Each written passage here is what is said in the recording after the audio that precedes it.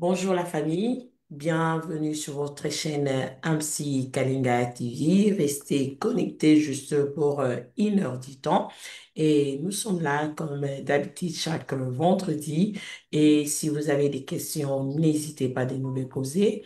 Et si vous voulez participer, appelez-nous. Nous sommes là sur notre page Facebook. Et aujourd'hui, nous continuons notre sous-thème et rester branché. Je commence par saluer mon frère Aaron. Bonjour. Bonjour, bonjour maman Andy. Bonjour mon frère Aaron et bonjour ma sœur Laetitia. Bonjour, Madame Oudi. Merci d'être là et je salue le pasteur Freddy Mokutoa. Bonjour pasteur. Bonjour Madame Andy et bonjour à tous ceux-là qui nous suivent. Merci beaucoup. Pasteur, parlez-nous de ces sous-thèmes. Nous vous laissons la place. Merci. Dieu soit loué. Nous disons merci à tous ceux-là qui rejoignent MC Kalinga TV. Et nous pensons qu'aujourd'hui, nous continuons avec le même sujet. Nous sommes dans les sacerdoces. Particulièrement aujourd'hui, nous continuons avec la porte. Je crois que nous pourrons finir aujourd'hui avec la question de la porte. Mais cette question est une question importante parce que le tabernacle en soi n'avait pas qu'une seule porte. Le tabernacle avait trois portes. Et c'est pourquoi aujourd'hui, nous allons parler des trois portes du sacerdoce. Et si on revient à Jean 10, il se posera un problème parce que Jésus dit qu'il est la porte. Nous avons ici confirmé qu'il n'y a qu'une seule porte. Mais voilà que le tabernacle, quand il a été donné, le tabernacle avait trois portes. Et c'est de ces trois portes qu'aujourd'hui, on va parler. Nous rappelons que nous traitons de la question du sacerdoce. Ce que nous sommes en train de faire ici, c'est une démarche pour aider le chrétien que nous sommes, les hommes de Dieu que nous sommes, les enfants de Dieu que nous sommes, à servir notre Dieu. Parce que la religion nous a totalement détournés du service tel que Dieu le veut. La première fois que Dieu a voulu être servi, c'est quand il a sorti son peuple d'Israël, et de l'Égypte, pardon. Les enfants d'Israël les fait sortir de l'Égypte. Il dit clairement à Pharaon par la bouche de Moïse qu'on laisse son peuple aller les servir au désert. Et arrivé au désert, Dieu va demander à Moïse de demander des offrandes au peuple pour que lui, Dieu, puisse donner des ordonnances afin qu'on lui construise un sanctuaire. Ce sanctuaire, c'est la demeure de Dieu parmi le peuple. Et c'est de ça que nous sommes en train de parler. Et nous avons insisté, et nous insistons encore aujourd'hui, quiconque veut servir Dieu, sans une connaissance du tabernacle, sert mal.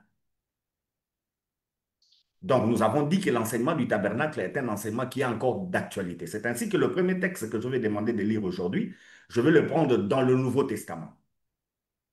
Certainement que nous traitons d'une question liée à l'Ancien Testament, mais le premier texte que je vais demander de lire sera dans le Nouveau Testament.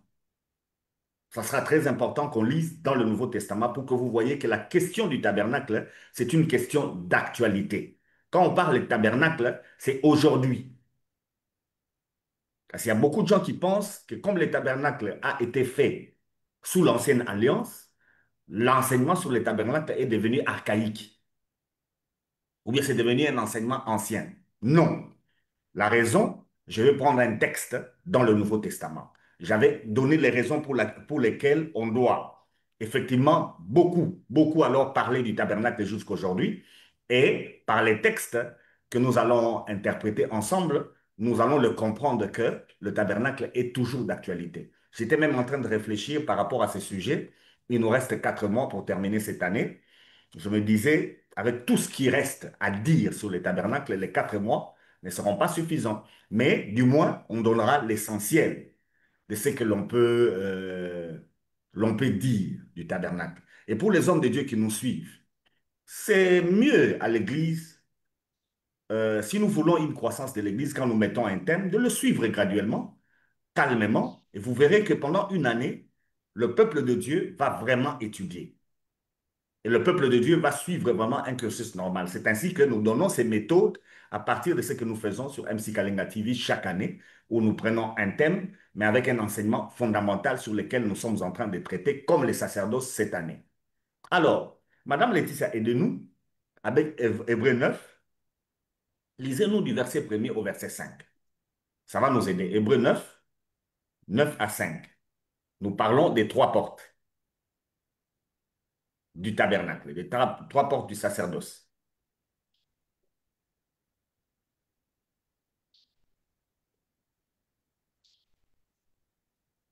9 à 5, hein. Oui, La première alliance avait donc de règles relatives au culte et un sanctuaire terrestre. En effet, un tabernacle avait été édifié. La première partie de cette tente, appelée les lieux saints, abritait les chandeliers, la table et le pain consacré. Derrière le second voile se trouvait la partie du tabernacle appelée les lieux très saints. Elle abritait l'encensoir en or pour le parfum ainsi que l'arche de l'alliance, entièrement recouverte d'or. Ces coffres contenaient un vase d'or rempli de manne, les bâtons d'Aaron qui avaient fleuri et les tables de l'alliance. Au-dessus de l'arche se trouvait le glorieux chérubin qui couvrait les propriétaires de leur ombre. Ce n'est pas le moment de parler en détail là-dessus. gloire au Seigneur. L'écrivain aux Hébreux nous dit, pour lui, ce n'était pas le moment de parler en détail de tous ces éléments. Son objectif à lui, il faisait le rapport entre Jésus et l'Ancienne Alliance. Il a démontré, le livre des Hébreux, si vous l'étudiez, il est aussi très capital, l'Épître aux Hébreux. C'est une épître très capitale à étudier parce que cette épître fait la suprématie de l'homme Jésus sur toute l'Ancienne Alliance. Tout ce que les Juifs croyaient, tout ce que Israël croit, l'Écriture, c'est-à-dire les livres des Hébreux, nous démontrent la suprématie de la personne de Jésus. Donc, c'est un livre peut-être qu'on va aussi étudier prochainement pour aider à l'Église qui retombe aujourd'hui pratiquement presque dans le judaïsme. C'est comme si l'Église est en train de revenir au judaïsme. Maintenant, l'Épître aux Hébreux nous aide à comprendre que le judaïsme est trop bas. La foi chrétienne, elle est élevée. Ce n'est pas de ça que je vais parler aujourd'hui. Ici, nous parlons de trois portes. Selon les textes que nous venons de lire, l'écrivain aux Hébreux nous fait comprendre que l'ancienne alliance avait un culte. Donc, servir Dieu, jusqu'à aujourd'hui, c'est d'actualité. Il faut un culte pour Dieu. Maintenant, l'image que nous avons du culte de l'ancienne alliance, c'est l'image que nous voyons au tabernacle. Il dit qu'un sanctuaire a été dressé. Le tabernacle a été dressé. Alors, quand on dresse ces tabernacles, qu'est-ce qui se passe? Ces tabernacles a une porte. Je vais y revenir avant de continuer. Madame Laetitia, lisez-nous. Quand on dit que le tabernacle a une porte, je reprends avec la porte qu'on présentait la fois dernière. Exode 38, verset 18.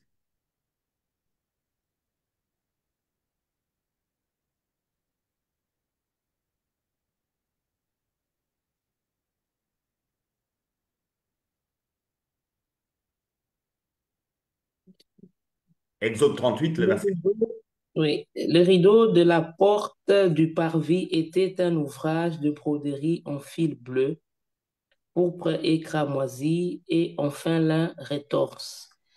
Il avait une longueur de 10 mètres et sa hauteur était de 2 mètres et demi, comme la largeur des toiles du parvis.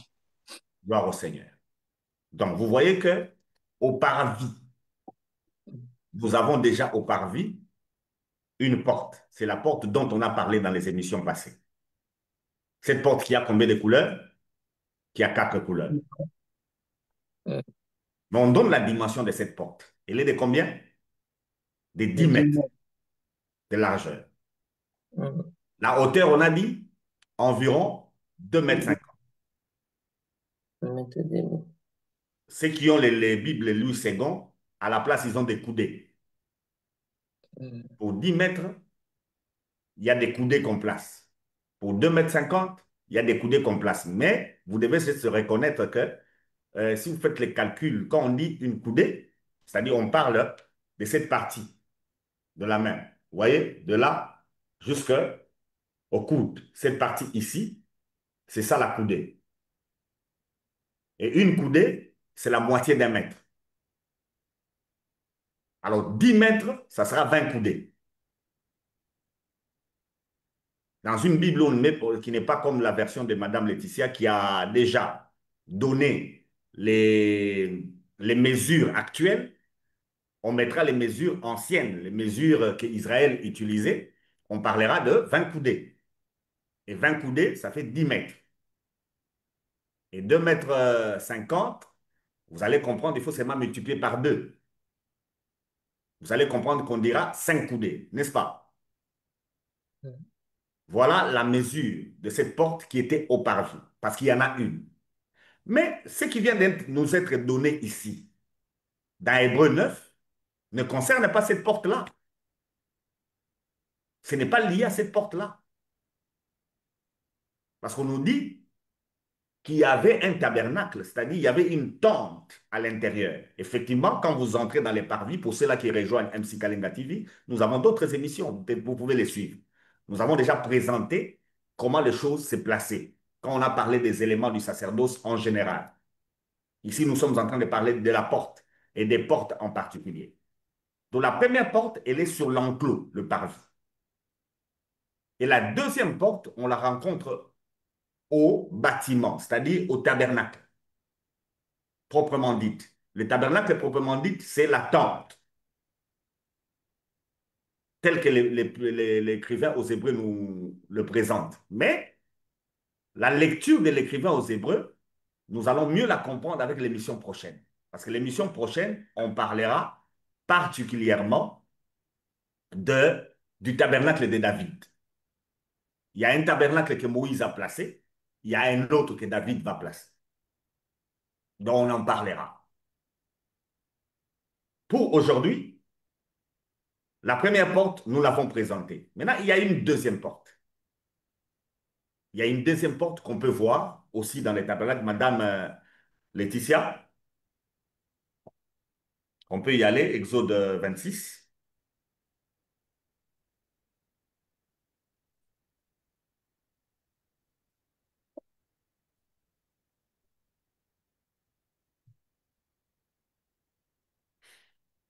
Exode 26, c'est très important que ces choses soient mieux cernées et mieux comprises. On peut commencer au verset premier. Allez-y.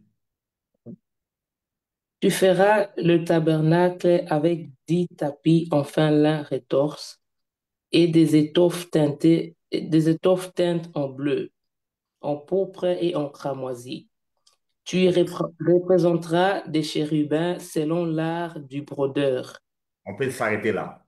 On peut s'arrêter là. Mm. Après la suite, on parlera des tapis et des tapis et des tapis. En fait, les tabernacles, c'est une tente. C'est fait des tissus. Et on revient aux couleurs. Vous avez vu les couleurs? Ce sont les mêmes couleurs, n'est-ce pas? Mm. Nous avons le bleu, qui est les pourpres, n'est-ce pas? Oui. Et on va vous citer toutes les dimensions, les mesures de ces tentes qu'on va faire qui vont constituer les tabernacles.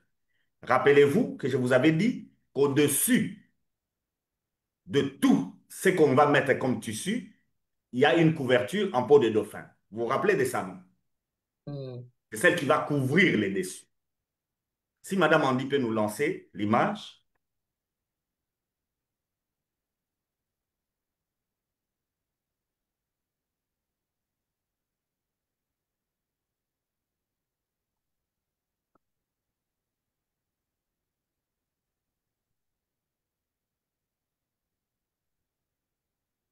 L'image traîne.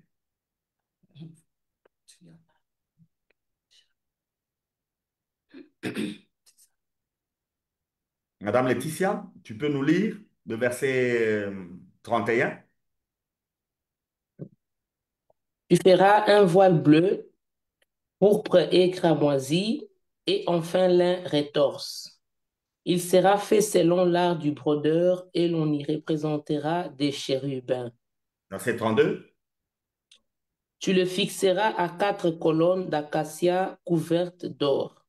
Ces colonnes auront de crochets en or et reposeront sur 4 bases en argent. 33. Tu mettras le voile sous les agrafes et c'est là, derrière le voile, que tu feras pénétrer l'arche du témoignage. Le voile vous servira de séparation entre les lieux saints et les lieux très saints. Vous voyez? Donc, c'est à l'intérieur ici, là où je suis en train de mettre le curseur. Nous avons un voile à l'entrée. C'est cette entrée-là. L'entrée ici, vous voyez? L'entrée du tabernacle. Nous avons la grande porte à l'enclos qui est là. Et nous avons l'autre porte au tabernacle, au bâtiment qui est là. À l'intérieur, ici, vous le voyez là où je mets, c'est cette porte-là. Et les textes que nous venons de lire citent l'autre voile ici, qui sépare le lieu saint d'avec le lieu très saint. Est-ce qu'on se comprend? Vous avez vu ce que j'ai présenté. Donc, le tabernacle en soi a 3 portes. Mais les 3 portes ont chacune les mêmes couleurs. Mais la différence avec la porte de l'enclos, elle a les mêmes couleurs, mais la porte de l'enclos n'a pas le dessin des chérubins. Ça sera ça la différence. Les dessins des chérubins apparaissent sur les 2 voiles qui se retrouvent à l'entrée du tabernacle.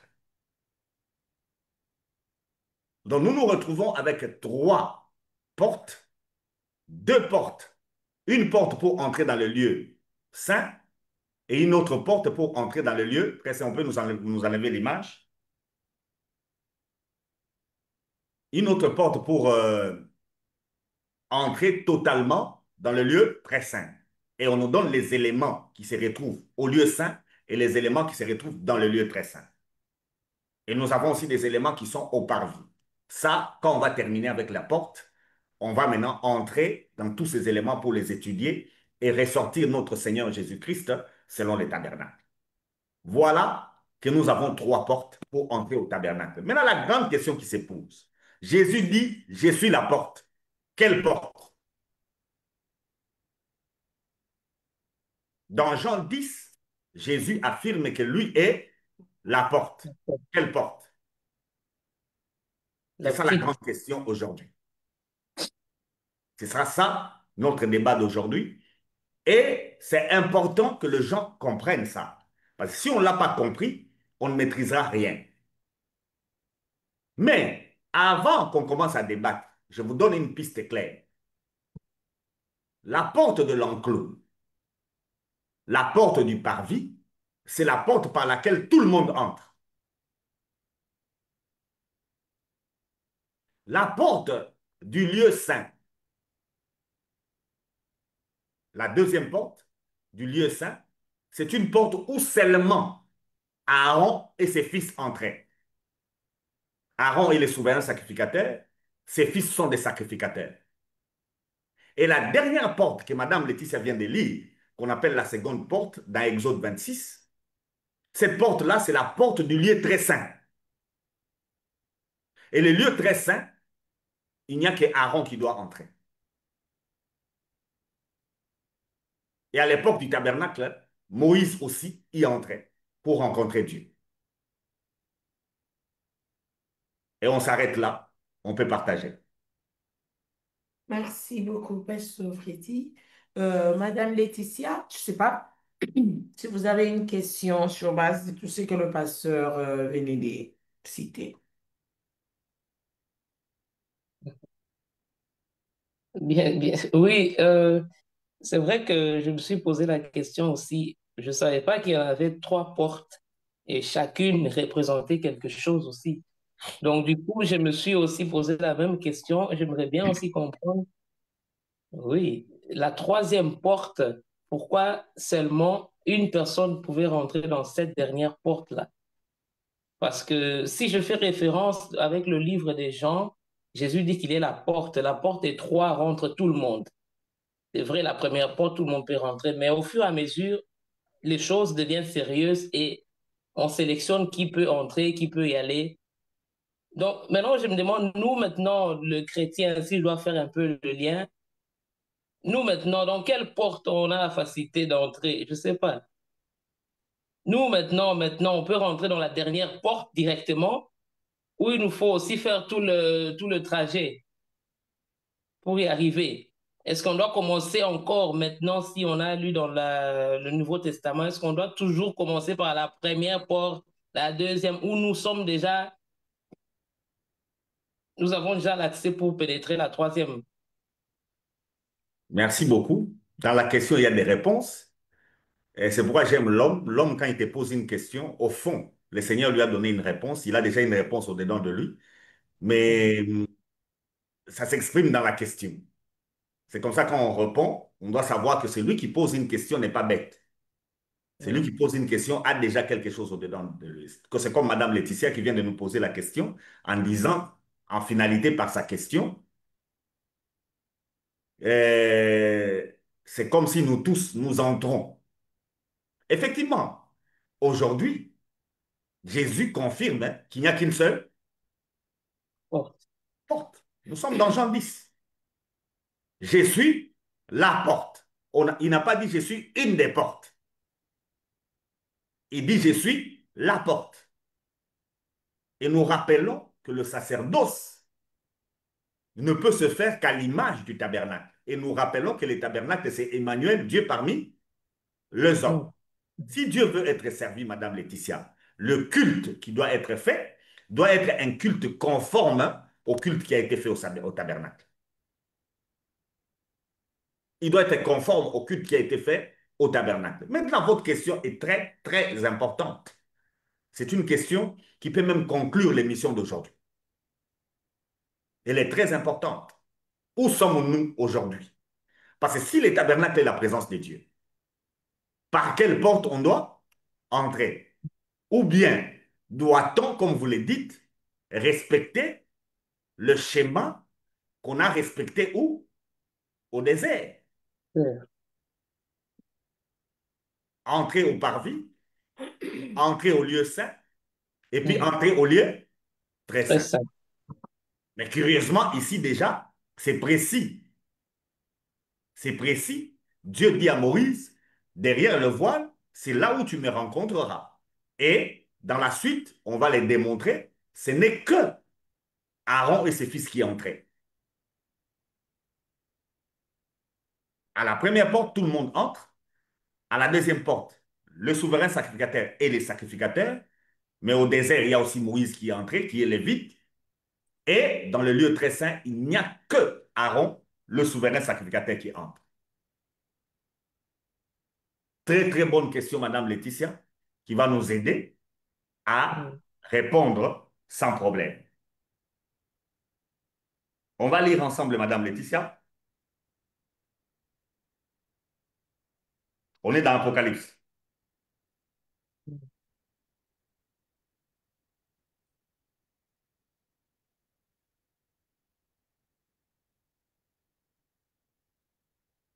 Prenez-moi Apocalypse,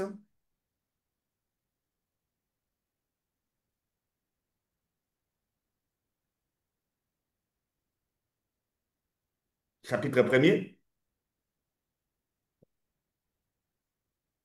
versets 5 et 6.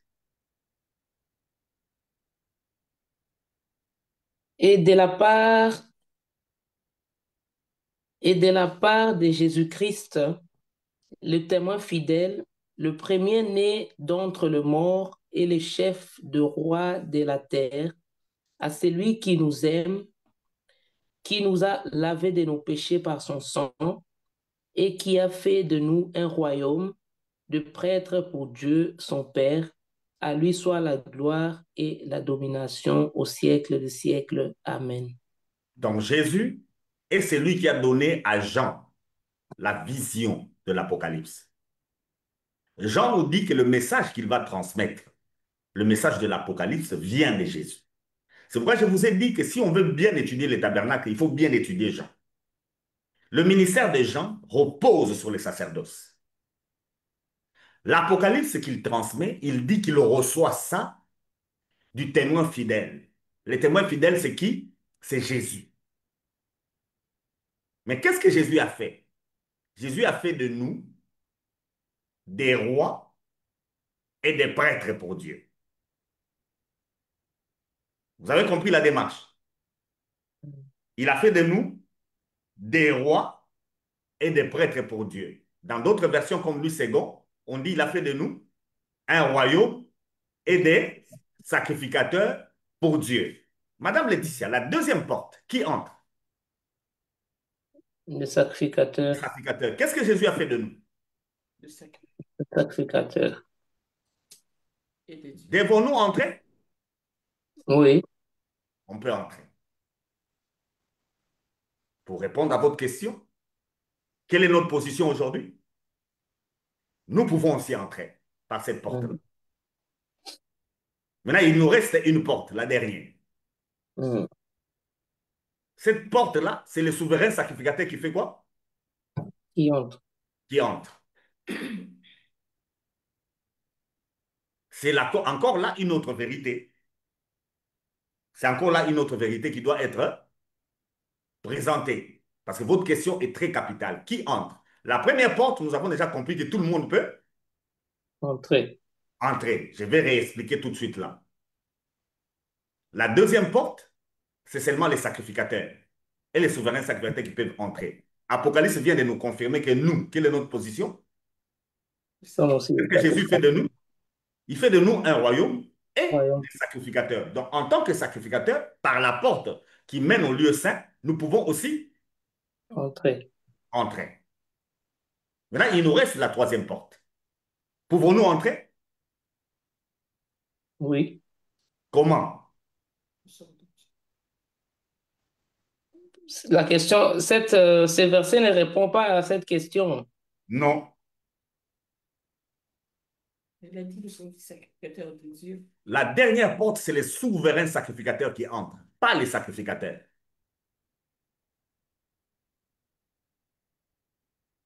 Mhm. Oui, oui. Nous sommes en Christ. Donc Vous n'avez pas la réponse? Matthieu 27, verset 51.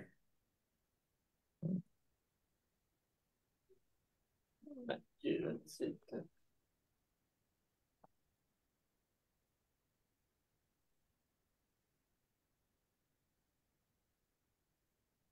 Matthieu 27, 51, 52. Si vous pouvez lire juste ça. Et voici que le voile du temple se déchira en deux, depuis le haut jusqu'en bas.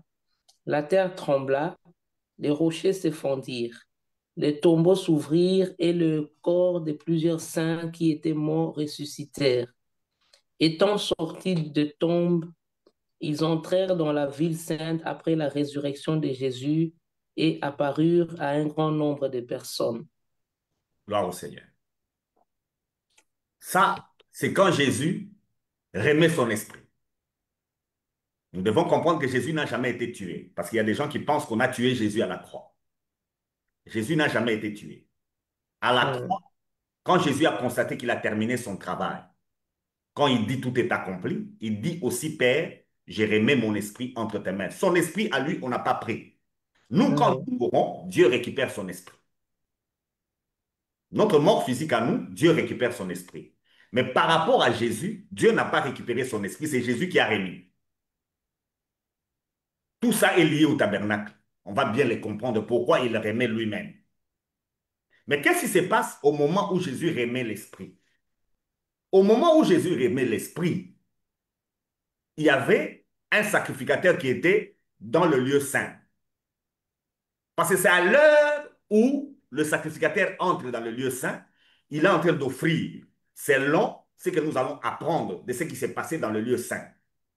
Pendant qu'il est là, en train de faire son service, et que Jésus remet l'esprit, il constate que le voile qu'on vient de lire ici dans Exode 26, le voile qui séparait les lieux saints et les lieux très saints, fait quoi? Se Il se fondir. déchire depuis le haut jusqu'en bas.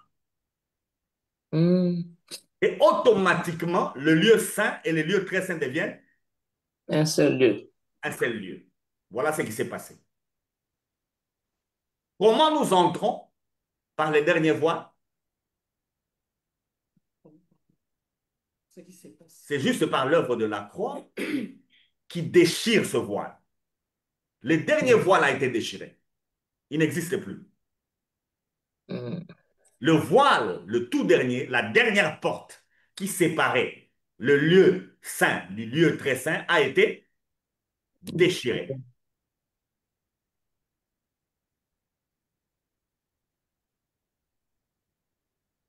Je vous laisse un peu intervenir. Sinon, je parlerai moi-même. Ah, donc, c'est de ce troisième voile qu'il s'agisse. Ah. Mm. Pasteur, moi, je m'aurais posé une question quotidienne à propos de l'entrée dans la porte de l'âtre saint. Mm. Et quand on entrait, comme dit la Bible, il y avait des pratiques qui se faisaient. Mais je sais qu'en ce moment, quand on venait d'expliquer, il n'y a plus de pratiques à cause de l'œuvre de la croix. Mais on nous a été enseigné qu'avant d'entrer, tu ne devais pas avoir le péché. Tu devais être sans péché, donc se purifier et tout. Et puis, ça a été dit que dedans, si quelqu'un pouvait entrer avec péché, il devait mourir dedans dans le lieu très saint. Du coup, pour prévenir la personne, selon de prédications, on mettait une chaîne, afin que s'il arrivait, on devait tirer la personne pour qu'il sorte. Comment, mais en voyant ce que vous avez dit, je ne vois pas là où on parle de la chaîne qui a été dit dans beaucoup de pasteurs.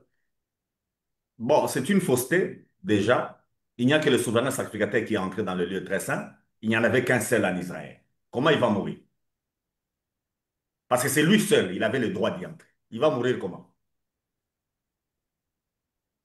C'est le seul. On le dira quand on va parler du lieu très saint. On va expliquer tout ça. Il n'y a qu'une seule personne dans l'ancienne alliance qui pouvait entrer dans le lieu très saint. C'est le souverain sacrificateur. Alors comment lui, qui selon la loi doit entrer, mourra encore? Parce que c'est la loi qui lui autorise d'y entrer. Ça contredit la loi. Personne n'est jamais mort dans le lieu très saint. Personne. Et il n'a jamais eu le fil en question. C'est une invention. Vous n'avez pas les versets, vous parlez de quelque chose qui n'a pas de versets. On y reviendra. On y reviendra. Ici, on parle d'abord des portes. On y reviendra à ça. Mm. Au fait, moi, je me demande, alors, s'il y avait juste le souverain sacrificateur qui avait accès dans les lieux très saints, donc lui, c'était un homme qui était considéré comme pur devant Dieu, donc il n'avait pas de péché, vu qu'il avait cet accès. Donc, nous, c'est-à-dire que nous, on a toujours été considérés comme des pécheurs avant la mort de Jésus, ce qui nous empêchait d'avoir accès dans les lieux très saints. Donc, une fois que Jésus était mort, c'est vrai, hein, il a ôté nos péchés. Alors, c'est là qu'il nous a donné l'accès de dire, maintenant, j'ai pris vos fardeaux, j'ai pris vos péchés. Donc, on n'est plus considérés comme des pécheurs, ce qui fait que maintenant, nous avons aussi accès, comme nous sommes considérés des souverains sacrificateurs, donc nous avons accès dans les lieux très saints, parce que nous Très, sommes considérés, oui, très bonne réflexion. Les souverains ouais. sacrificateurs, il n'y en aura qu'un seul.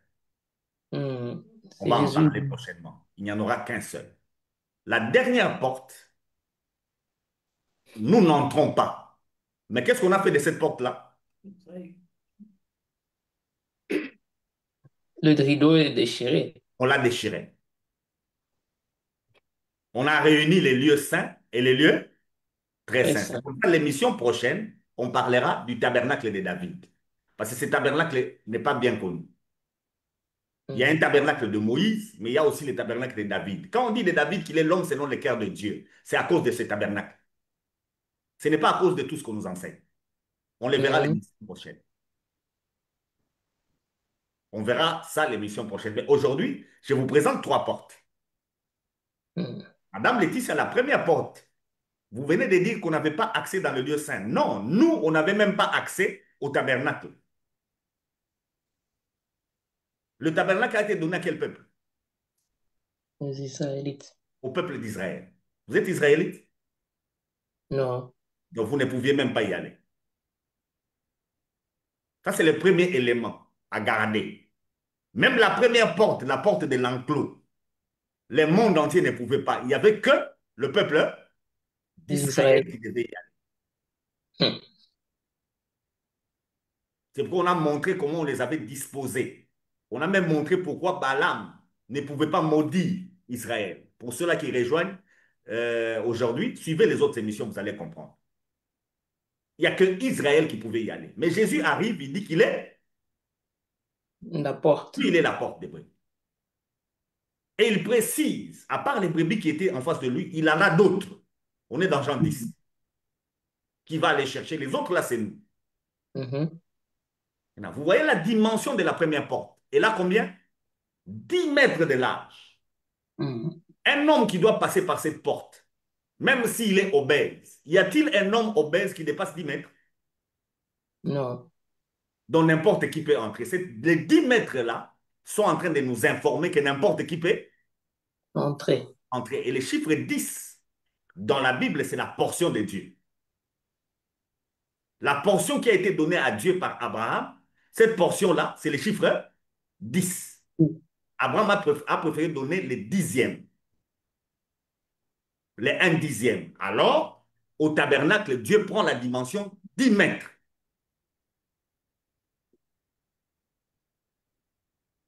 Maintenant, voyez quel est l'homme qui peut manquer d'entrer. Tous les hommes à la porte du tabernacle pouvaient entrer. Quiconque devait y aller, il pouvait y entrer s'il respecte ce que le tabernacle demandait. Ça, c'est la première chose. La taille, 2,50 m. Un Mhm. homme moyen, le plus élancé, est dans les 2,13 m. Ça, je parle de moyen. Mais il y a des gens qui dépassent, qui sont dans les 2,30 m. Donc, à cette porte-là, même l'homme le plus élancé de tous Entrer. peut entrer. Ça, c'est la première porte. La première porte, c'est celle qui est liée au salut. Ceux qui Mhm. sont dehors la présence de Dieu, si le tabernacle est la présence de Dieu, tous ceux qui sont dehors pour entrer à l'intérieur, ils n'ont qu'à mettre leur foi en qui? En Christ. En Jésus seul. Mhm. C'est comme ça que vous avez le verset qui vous dit il n'y a de salut en aucun autre. Non. Non. Il n'y a qu'en Mhm. Jésus que le salut peut être accordé. Toutes les religions vous mentent. Il n'y a aucune religion qui amène les gens au ciel. Aucune. Même pas le christianisme. Je précise même pas Le le christianisme. christianisme. Il n'amène pas les gens au ciel. Il n'y a aucune religion qui amène les gens au ciel. Il n'y a que la foi en Jésus qui amène les gens au Au ciel. ciel. C'est l'unique porte pour le salut de l'humanité entière. C'est Mhm. qu'on a 4 couleurs qui veut dire l'universalité. Dans le monde entier, Dieu n'a donné qu'une seule voie pour le salut, c'est Christ. Jésus. Mhm. Ça, c'est la première porte. Avant de commencer toutes les autres choses, de parler du culte, de parler du service, on parle du premier élément. C'est quoi? Le salut. Il ne s'obtient que par une seule personne. La personne en question, c'est Jésus. Mhm. Ça, c'est le premier élément. Avant de parler des services, parlons d'abord des saluts. Aujourd'hui, l'Église parle du service avant de parler du salut. Vous trompez les gens. Beaucoup de gens se mettront devant le Seigneur en disant, moi, j'ai fait ceci en ton nom, je fais cela en ton nom, j'ai fait ceci en ton nom. Il dira, je ne vous ai jamais connu. Connu. C'est ce qu'il lui dira. On ne peut pas parler de sacerdoce s'il n'y a pas de salut. La plupart des pasteurs que vous appelez pasteurs sont des païens. Mhm. On ne peut pas servir si on n'a pas cru. Mhm. Pasteur, quand vous parlez de croire, Oui. et vous parlez que beaucoup de pasteurs sont de faux pasteurs. Mais Pas des faux, j'ai Comme dit des des païens. païens. les païens, Païens. le païen. Mais le païen, Mhm. vous les entendez parler, ils parlent qu'ils ont accepté Christ. Mais quand vous parlez de croire, expliquez-nous ce que vous entendez dire par croire en Christ. On a donné les quatre évangiles. Ici, on a parlé de chacune des couleurs, n'est-ce pas? D'accord, oui. Hmm. On a parlé de chacune des couleurs pour permettre à tout le monde de comprendre quel est le Jésus qu'on peut croire.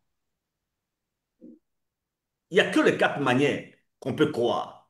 Le Jésus de la Bible, c'est celui-là qui est venu du ciel, qui s'est incarné dans le ventre de qui? De Marie.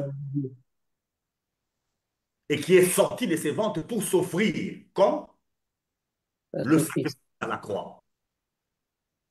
Qui y est ressuscité parce que la mort n'a pas su le retenir, parce que c'est un homme saint. C'est le seul et l'unique saint. Hmm. Est-ce qu'on se comprend? Et à sa résurrection, il devient la tête de l'Église qui est son corps. Il règne.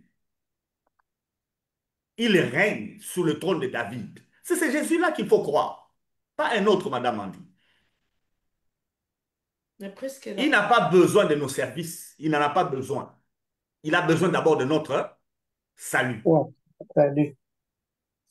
Qu'on soit sauvé. Hmm. Je ne sais pas si Madame Clarisse, que je salue sa présence, et mon frère Arcel, merci d'être là. Si vous avez des questions, vous êtes libre de parler, vous pouvez ouvrir vos micros et poser des questions. Madame Clarisse, vous avez quelque chose à dire? Vous avez fermé votre micro si vous pouvez l'ouvrir.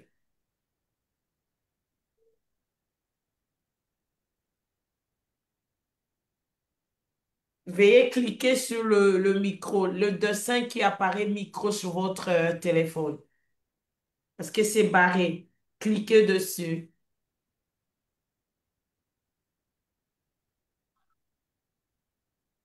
sur le signe de micro. Ça peut être un casque, ça peut être à la gauche de votre téléphone. Je pense pas que c'est le casque, c'est juste le micro, parce elle est fermée. C'est en rouge, je À pense. côté de votre caméra, à côté du caméra, à gauche. Cliquez un peu fort.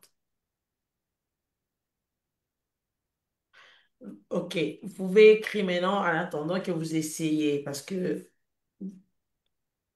OK, c'est bon. Non, non, c'est pas bon. Frère Axel, vous avez une question? Oui, j'avais une Ouais. question, mais le pasteur a déjà dépassé cette étape-là. Donc, je C'est vous pas avais pris grave. là. Oui, c'était par rapport à l'accès au lieu très saint qui était réservé uniquement aux souverains sacrificateurs. Alors, ma question est de savoir, et donc, qui était chargé d'entretenir les lieux très saints, vu que seuls les souverains sacrificateurs devaient y entrer une fois l'an. Mais maintenant, l'entretien se faisait comment? Du lieu très saint, par rapport au lieu où on déposait le sang. Merci beaucoup. C'est un endroit qui n'était même pas entretenu. On va en parler. Vous allez comprendre comment les tabernacles fonctionnaient. Vous allez comprendre que le tabernacle n'était pas qu'en un seul endroit. Le tabernacle, c'était vraiment Dieu parmi son peuple. Le tabernacle marchait avec le peuple. Et vous verrez qui s'en occupait et tout ça là. On y arrivera. Ici, D'accord. souffrez que nous parlions d'abord des portes. Bon, merci. Parce que nous sommes en train de parler des trois portes. La première porte, comme je venais de vous le dire, elle typifie aujourd'hui le salut. On ne peut pas parler sacerdoce s'il n'y a pas de salut. Vous n'êtes pas serviteur de Dieu si vous n'êtes pas sauvé. Oui. Vous ne participez pas au culte de Dieu si vous n'êtes pas sauvé. Sauvé. Il faut être sauvé pour participer au culte de Dieu. Pourquoi aujourd'hui l'Église cherche la présence de Dieu? Pourquoi? Parce que l'Église est constituée des païens. Ils sont dehors. C'est pourquoi ils cherchent quoi? Ils cherchent à entrer. Celui qui est sauvé ne cherche plus à entrer. Dieu est en lui. La présence de Dieu est en lui. C'est lui qui est la présence de Dieu même. Alors cette tendance de chercher la présence de Dieu prouve quoi? Qu'il est absent. Et s'il est absent, c'est que vous êtes où? Vous n'êtes pas passé par la porte. La porte du salut. Ça, c'est la première porte. Sur cette porte, on n'a pas dessiné des chérubins. Retenez ça. Ne peut voir les chérubins que celui qui est à l'intérieur, n'est-ce pas? Mhm. Oui, À l'extérieur, on ne voit pas les chérubins. On a vu les couleurs, mais on ne voit pas les chérubins. Alors nous allons aussi observer les chérubins dans les émissions qui viendront et vous verrez, quand on voit les chérubins, qu'est-ce qu'on verra? Pasteur, moi j'ai une question. En fait, ça me passe. Je me pose la question en disant pourquoi il fallait, déjà premièrement, pourquoi il fallait avoir trois portes? Pourquoi pas quatre? Parce que si on comprend, il y a les quatre évangiles, mais bon, Dieu s'est limité à trois portes. Et puis, deuxièmement, je vois qu'il y a une distance vraiment, si je vois par rapport à l'image que nous voyons du tabernacle et tout, je vois que lorsqu'on entre dans le parvis, il y a une très grande distance pour arriver à la deuxième porte qui donne accès au lieu saint. Donc, entre le parvis et le lieu saint, je vois l'image. Donc, c'est vraiment très, très éloigné. Et alors, les deux, lieu saint, lieu très saint, très rapprochés. Je sais pas, oui, j'essaie un peu de comprendre pourquoi Dieu a voulu mettre toutes ces distances ou pourquoi il s'est limité à trois portes, ou pourquoi il n'a pas été plus loin. Oui. Est-ce que cela explique quelque chose? Oui. Oui, tout dans les tabernacles a un sens. Oui. Puis j'en profite aussi avec la question de mon frère Daniel, le juste que je salue. Il a dit, pasteur, beaucoup de personnes se disent qu'ils croient en Jésus. J'aimerais demander que le pasteur nous explique clairement les critères pour rentrer dans le porte. Merci beaucoup. Il faut comprendre le trois portes, Madame Laetitia. Le chiffre 3, c'est le chiffre de Dieu. Le chiffre 3, c'est le chiffre de Dieu. Le chiffre 4, c'est le chiffre de l'évangile. L'universalité de l'évangile, du salut. Mais le chiffre 3, c'est le chiffre de Dieu. Alors, pourquoi au tabernacle on a trois portes? Au fait, ça présente les saluts en premier. La première porte nous montre comment, parce qu'on ne peut pas parler sacerdoce si on n'est pas encore sauvé, n'est-ce pas? Mm. La question du sacerdoce apparaîtra quand on est sauvé. C'est pourquoi mon bien-aimé Daniel Légiste insiste sur l'explication qu'on doit donner au salut. Ceux qui rejoignent MC Kalenga TV, voyez l'année passée. Nous avons parlé du pardon éternel des péchés. Nous avons explicité le péché, les péchés. C'est très important que l'on comprenne ces choses-là pour parler de salut. Il n'y a pas de salut là où il y a le péché, n'est-ce pas? Oui. À la croix, quand Jésus mourait, quand il remettait son esprit, au fait, il a fait le travail du souverain sacrificateur. On le verra.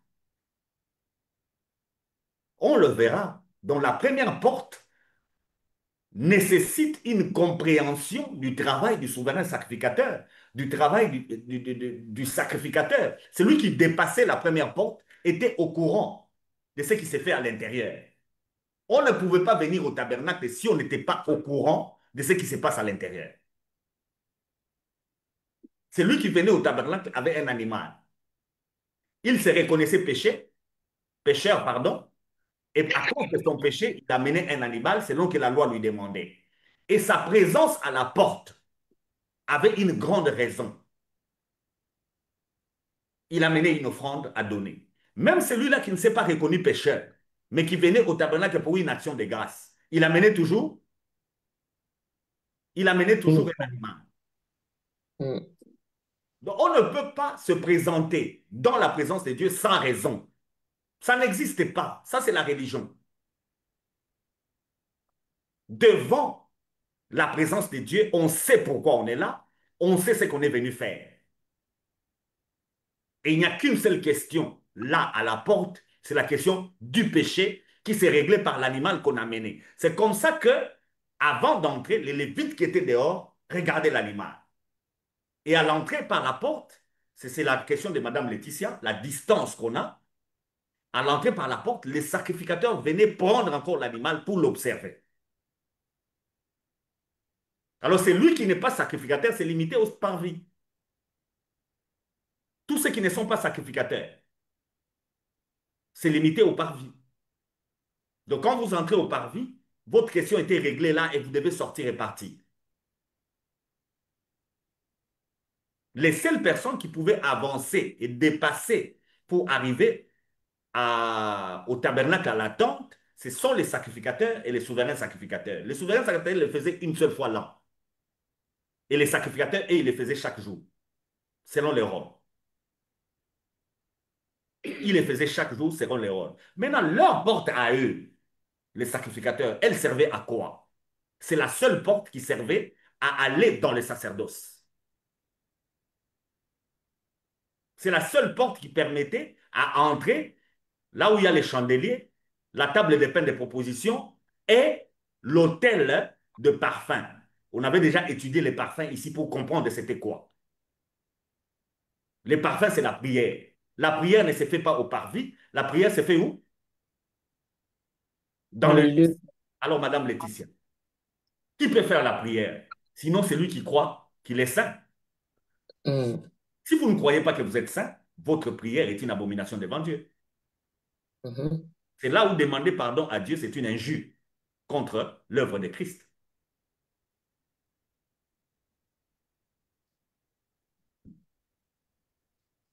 Vous Oui. devez rester calme, mais lisez-moi Hébreux 10.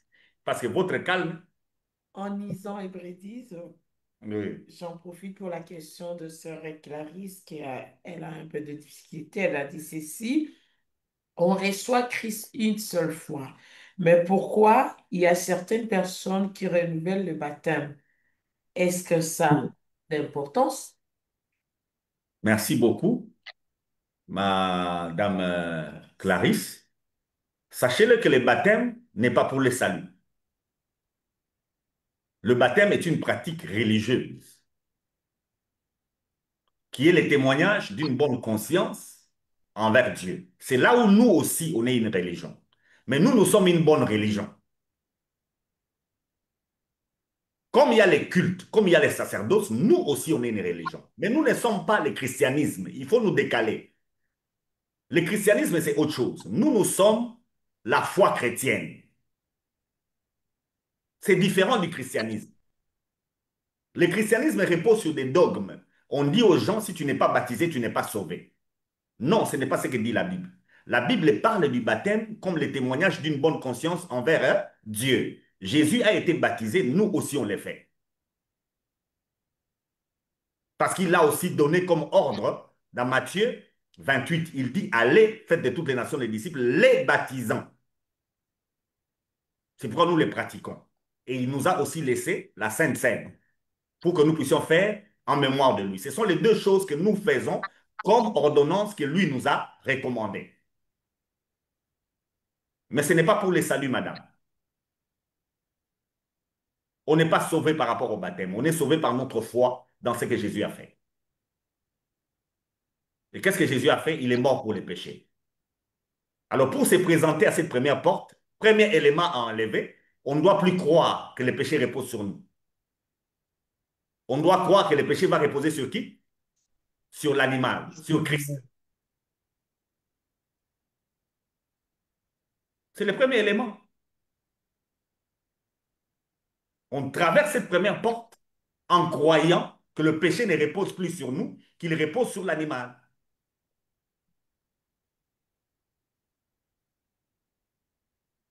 Ça, c'est la première porte. Hébreux 10, Madame Laetitia, 19 à 22. J'ai besoin du verset 20, mais pour rester dans le contexte. Mm. Ainsi, frères et sœurs, nous avons par le sang de Jésus l'assurance d'un libre accès au sanctuaire. Cette route nouvelle et vivante, il a inaugurée pour nous au travers du voile c'est-à-dire de son propre corps. De plus, nous avons un souverain prêtre établi sur la maison de Dieu. Approchons-nous donc avec un cœur sincère, une foi inébranlable, le cœur purifié d'une mauvaise conscience et le corps lavé d'une eau pure. Gloire au Seigneur. Hein? Ce texte vient nous présenter les deux dernières portes. Hmm. La porte du lieu saint et la porte du lieu très saint. Oui, c'était fermé. Mais au travers de son corps, qu'est-ce que Jésus a fait? Il nous a donné accès. Il a donné accès parce que son corps, quand il est à la croix, c'est le dernier voile. Le dernier voile, il s'agit de Jésus lui-même. La dernière porte, il s'agit de qui? De lui-même. Hmm. Ce voile-là, c'est son corps. En le déchirant à la croix, c'est comme ça le texte de Matthieu nous dit, à sa résurrection, qu'est-ce qui s'est passé? Les morts qui étaient là, les saints, sont ressuscités avec lui. Hmm. Et ils sont même entrés dans des maisons. C'est ici que vous devez comprendre que quand vous mourrez et que vous constatez que vous n'avez pas terminé votre mission, vous pouvez rentrer. Ça dépend de vous. Il y a un accident, même un accident d'avion, mais vous constatez que vous n'avez pas fini votre mission, vous pouvez rentrer. Vous êtes libre. Ça dépend de vous. Non. Vous n'êtes pas obligé de partir, mais le problème, c'est que quand vous sortez de ces corps, vous constatez que le corps est inutile, vous ne saurez plus revenir, vous partirez. C'est ça le problème que Hmm. nous avons avec les chrétiens. Pour nous, la mort est un gain. Si on vous permet de sortir, rentrer, tout le monde va refuser. Hmm. Il n'y a personne qui acceptera de rentrer, personne, à moins que le Seigneur te force. Tous ceux qui sont rentrés, ce sont ceux-là que le Seigneur lui-même a forcé de rentrer. Peu Hmm. importe la raison pour laquelle vous pouvez mourir physiquement, mais si vous mourrez, vous sortez de ces corps, vous-même, vous allez constater que mieux vaut ne plus rentrer. Vous allez voir Hmm. toute la saleté de ce corps et toute la saleté du monde et vous ne chercherez plus à rentrer, à moins que le Seigneur lui-même vous dise de rentrer. Mais la vérité, c'est que si vous constatez que vous n'avez pas fini votre mission, vous pouvez rentrer. Mais le problème, c'est la gloire qui est de l'autre côté. Hmm. La gloire. Ces gens qui sont ressuscités, qui sont rentrés dans les maisons, pourquoi ils ne sont pas restés? Hmm. Pourquoi ils ne sont pas restés? Parce qu'il n'y a rien de bon dans ce monde. Rien. Alors rien. Rien de bon. Rien. C'est pourquoi à l'église, évitez de dire aux gens de venir témoigner en parlant de ce qu'ils ont reçu dans ce monde. Ça, ce n'est pas les témoignages. Les témoignages, c'est parler de Christ. Ces choses-là, même les païens en ont. Comment vous venez à l'église parler d'une voiture que vous avez reçue, d'un travail que vous avez reçu, des documents que vous... Même les païens ont ça. Hmm. Si la foi doit être liée à ces choses, on est perdu.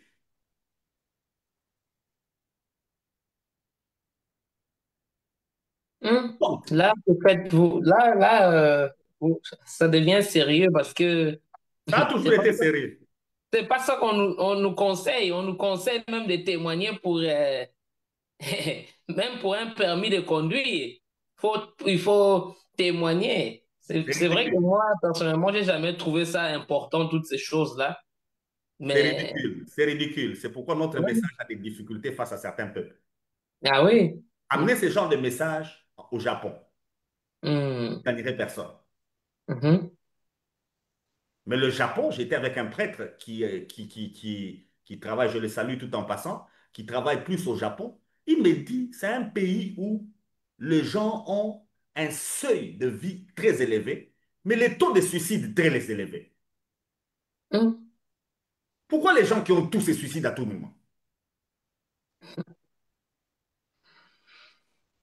C'est tout ce que vous dites, mais est-ce que vous savez que tout ce que nous cherchons, c'est Caïn qui a amené, après avoir péché, après avoir tué Abel, le Caïn errant là, c'est lui qui a amené le travail. C'est lui qui a amené la musique. Parce qu'on dit que la musique est venue du ciel, c'est faux. La musique est venue de Caïn. Ah C'est bon? lui qui a construit les villes, Caïn. C'est lui. C'est lui qui a construit les maisons, c'est Caïn. Donc, comment nous pouvons amener les témoignages de Caïn à l'église? L'église, c'est pour témoigner de Christ. Donc, la première porte, elle nous concerne tous pour le salut, mais la deuxième porte, c'est elle qui sert au service. La troisième porte, nous n'y entrons même pas. Le propriétaire de cette porte-là a préféré faire quoi? Il a déchiré cette porte lui-même. Donc, il a mélangé les lieux très saints et les lieux saints. Il en a fait un seul endroit.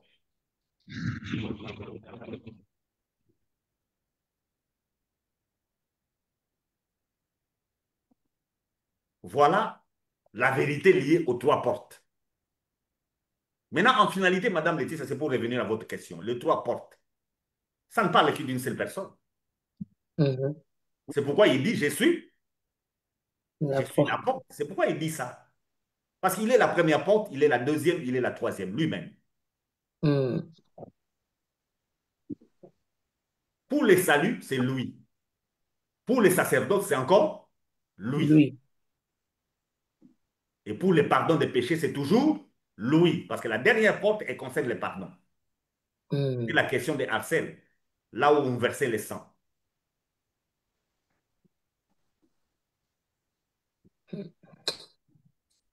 C'est toujours lui. Amen. Bonjour, pasteur. Merci, pasteur. Ah, j'ai dit bonjour. C'est comme si on vient de commencer. Bonjour. Oh, nous sommes arrivés presque à la fin de notre émission. Madame Clarisse, vous avez à dire? Écrivez-moi même l'audio. Envoyez l'audio si vous avez pas le temps. Je peux, comme vous voulez, avant de clôturer, parce qu'on a déjà dépassé presque 1 heure du temps. J'attends Mhm. votre question. Vous en avez? Oui, ok, j'attends. Frère Axel, en attendant, Madame Letty. Mhm. Euh, Frère Clarisse, c'est bon? Faites-moi signe si c'est bon, si vous n'avez plus de questions. Ah, pour des questions. Non, non, c'est clair, hein. Ok. Ouais. Ah, ok, Madame Clarisse aussi, c'est bon. Mon frère Axel. oui, c'est bon, mais une petite question. C'est par rapport au témoignage dont le chief vient de nous dire. Mais maintenant, quels sont les genres de témoignages que nous pouvons, par exemple, donner à l'Église? Bon, et je ne sais pas. Bon, par là, je voudrais encore poser une autre question. Est-ce que dans l'Église primitive, la rubrique concernant le témoignage existait ou bien c'est juste une invention charnelle? Et quels Mhm. sont, par exemple, les différents témoignages que nous pouvons, par exemple, donner si il faut écarter les témoignages qui cadrent avec la vie matérielle? C'est un peu ça comme question. Vous-même, lisez-moi Apocalypse 19. Laissez Madame Laetitia tranquille. Lisez vous-même Apocalypse 19, le verset 10. Mhm. Apocalypse 19, Verset 10. le verset 10. Et j'ai tombé à ses pieds pour l'adorer, mais il me dit, garde-toi de les faire. Je suis ton compagnon de service et c'est lui de tes frères qui ont le témoignage de Jésus.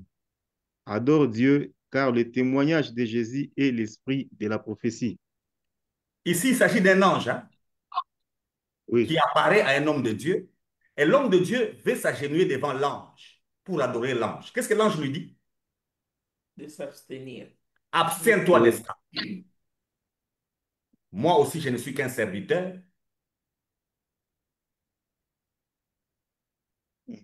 Il témoigne pour qui? Christ Jésus. Oh, Jésus. Pour Jésus. Parce que le témoignage de Jésus, c'est ça l'esprit même de la prophétie. Au fait, quand vous parlez de Christ, vous pouvez parler de l'avenir sur quelqu'un. Alors, qu'est-ce que vous pouvez venir dire à l'Église? Venez parler de l'évangile que vous avez annoncé qui a amené les gens au salut. Les bienfaits, pasteur. Venez parler de ça. Parce que c'est édifiant, Ça, non? quel bienfait. Parce que comme je suis là, je toque à ma porte pour me dire Ouais. que, regarde, Seigneur m'a dit de te donner 10 000 euros. Et c'est de ça qu'on va parler. Mais les païens aussi reçoivent ça. Et ce sont des faits rares chez nous, les C'est toi qui chrétiens. penses, chez les païens, c'est régulier. Non, parce que moi, même Jésus, lorsqu'il avait guéri, je ne sais pas si c'était qui, Ah, il a dit d'aller en parler. Ouais. Euh, je pense le témoignage qu'on pourrait en parler, c'est peut-être concernant la guérison ou je ne sais pas, hein, parce Donc que si, les païens ne sont pas guéris par Jésus. oh, ils peuvent témoigner aussi de ça. Donc ça n'a rien à voir. Ça ne sauve personne. Parce que Ça, ce n'est pas le témoignage de Jésus. Le témoignage de Jésus, c'est parler de la croix. mais on doit les Est-ce faire. qu'un païen peut parler de la croix? Non, non. non. Est-il passé par la croix? Mais on doit les faire, oui ou non, parce que Quoi est-ce que ça? Tu as reçu 10 000. Pourquoi tu viens en parler? Est-ce qu'on en a besoin? je m'y attendais pas. L'Église n'en a Ça pas vient du besoin. bouquet de Dieu. L'Église n'en a pas besoin. C'est édifiant. Ah Non, donc, les miracles, pour moi, parler de miracles de Dieu, moi, je pense que quelque chose qui est un miracle, on doit quand même le partager avec nos frères. non, notre bien-aimé vient de dire quelque chose d'important. Nous avons les actes des apôtres. Donnez-moi un verset où on vient parler de ça. Donnez-moi un seul verset dans les cultes de nos apôtres qui sont dans la Bible où il y a une rubrique où ils viennent parler de ce que Dieu fait pour eux. Ça, c'est autre chose. Moi, j'ai parlé de... Madame, nous travaillons la Bible, nous ne travaillons pas nos sentiments. Non, moi, j'ai parlé de ce que Jésus avait dit à un homme. Oui, Jésus a dit à un homme, va le dire. Il a parlé à qui? Au fou de Gadara. Mhm. Il lui a dit, va l'annoncer. Le fou de Gadara, c'est dans une contrée où Jésus ne pouvait pas aller. Il le renvoie. Mais ceux qu'il guérissait à Jérusalem, qu'est-ce qu'il leur disait? En Israël, qu'est-ce qu'il leur disait? De Va. ne dire personne. Il ne dit à personne. Pourquoi? Parce que lui-même, il était là. Non, ça n'a rien à voir. Parce que ce n'était pas les choses qu'il faudrait en parler. Non, en ce moment-là, il fallait qu'on croie à sa mort et à sa résurrection, pas à autre chose. La décapole où le fou de Gadara est parti, après, on a découvert que cette décapole était convertie. À quel message? Au message du fou. Qu'est-ce que le fou a dit? Il y a un homme. Non, il avait des démons. Il n'y a qu'une seule personne qui peut vaincre les démons. Où est-ce qu'on peut vaincre les démons sinon à la croix?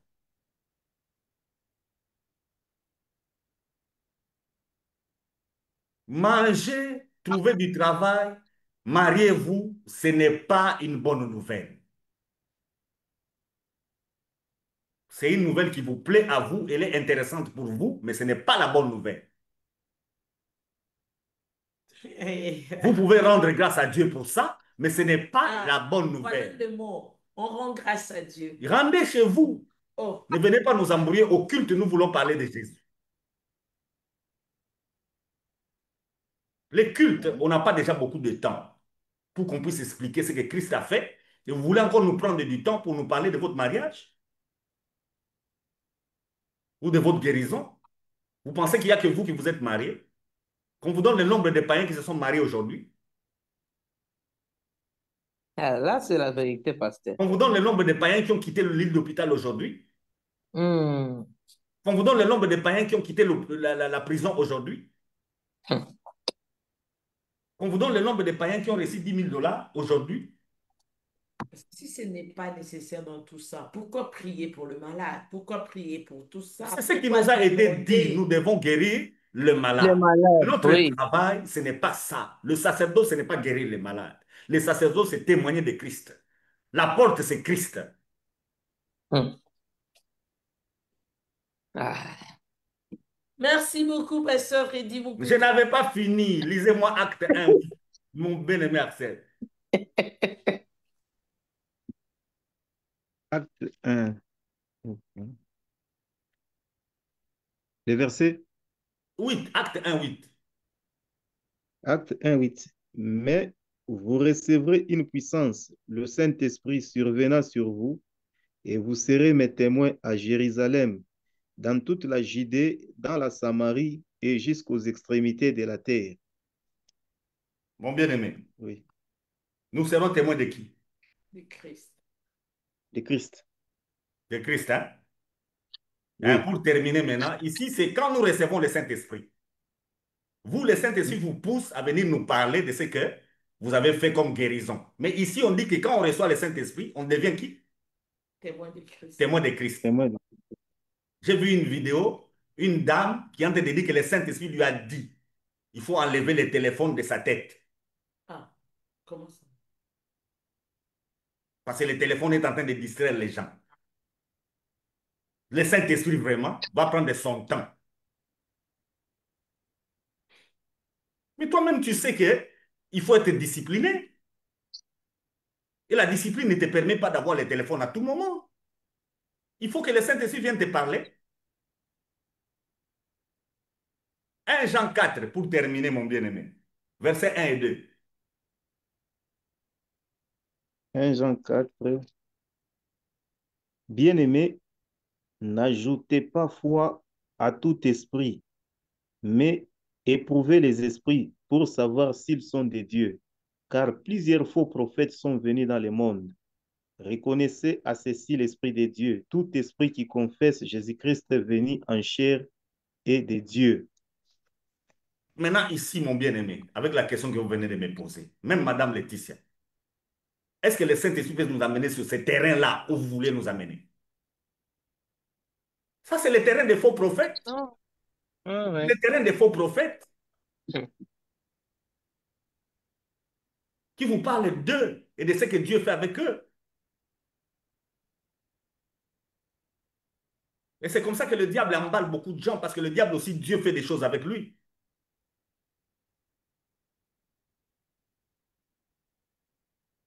La porte, c'est Jésus. Le témoignage de Jésus, c'est parler de ce que Christ a fait à la croix et ce qu'il fait maintenant. Pas de ce que vous faites. Oui, vous devez guérir les malades. Voici les miracles qui accompagneront ceux qui auront cru en mon nom. Ils chasseront les démons. Vous allez chasser les démons. Mais ce n'est pas ça l'évangile. Ce n'est pas ça la porte. Les gens ne seront pas sauvés parce que vous leur avez donné à manger. Allez dans les hôpitaux, partagez la nourriture, ça ne sauve personne. Soyez bienveillants avec tous les gens où vous êtes bienveillants, ça ne sauvera personne. Le salut, c'est quand vous commencez à parler de la croix de notre Seigneur Jésus. C'est le message de l'évangile. Alors, Merci. on reconnaît l'Esprit de Dieu, cet esprit qui confesse Jésus-Christ est venu C'est le Seigneur. en chair. On a insisté. Jésus-Christ est venu en En chair, chair. parce que la chair, c'est son voile. Que Dieu vous bénisse. Amen, pasteur. Mon frère Daniel Degis a dit, si nous parlons de cela à l'église, de ces que vous venez de dire, des témoignages, avec cette histoire, on aura de sérieux problèmes. Mais mon bien-aimé Daniel, juste acceptez d'avoir des problèmes. Acceptez d'avoir des problèmes. Dites à ces gens-là d'arrêter. La grande révolution, c'est celle de l'évangile. C'est la plus grande révolution qui existe dans ce monde. Merci beaucoup à tous ceux-là qui nous ont suivis aujourd'hui et surtout mon frère Daniel le juste de là où il est.